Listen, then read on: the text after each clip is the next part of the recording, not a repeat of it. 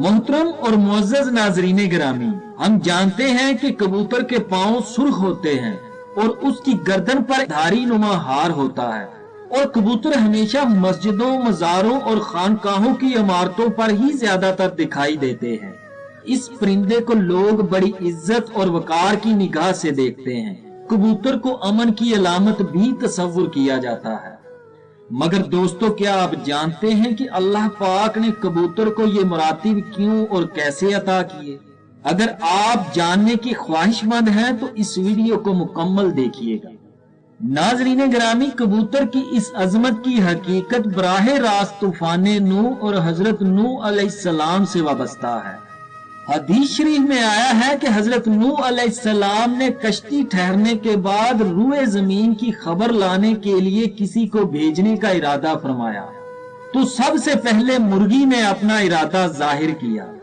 हजरत नूह अलैहिस्सलाम ने मुर्गी को नहीं भेजा। हजरत नूह अलैहिस्सलाम ने कौवे की जिम्मेदारी लगाई कि जाओ और रूए जमीन की खबर लाओ, मगर कौवा मुर्दार देकर वहीं गिर पड़ा और वापिस नहीं आया। तो हजरत नूह अलैहिस्सलाम ने उसे बददुआ दी कि कौवा हमेशा ही डरा हुआ रहेगा। इसके बाद हजरत नूह अलैहिस्सलाम ने कबूतर को भेजा तो वो जमीन पर नहीं उतरा, बल्कि मुल्क सबा से जैतून की एक पत्ती चूंच में लेकर आ गया। तो आप अलैहिस्सलाम ने फरमाया कि तुम जमीन पर नहीं उतरे, इसलिए फिर जाओ और रूए जमीन की खबर लाओ। तो कबूतर दोबारा रवाना हुआ और मक्का मुकरमा में हरम काबा की जमीन पर उतरा और देख लिया कि पानी जमीने हरम से खत्म हो चुका है और सुर्ख रंग की मट्टी जाहिर हो गई है।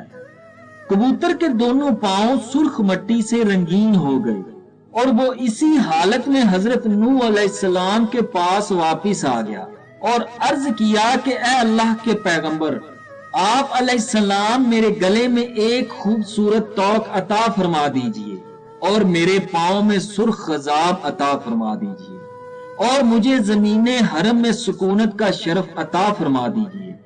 चुनाचा हजरत नूह अलैहिस्सलाम ने कबूतर के सर पर दस्ते शफकत फेरा और कबूतर के लिए ये दुआ फरमा दी कि इसके गले में धारी का एक खूबसूरत हार पड़ा रहे और इसके पांव सुर्ख हो जाएं और इसकी नस्ल में खैरो बरकत रहे और इसको जमीने हरम में सुकूनत का शरफ मिले।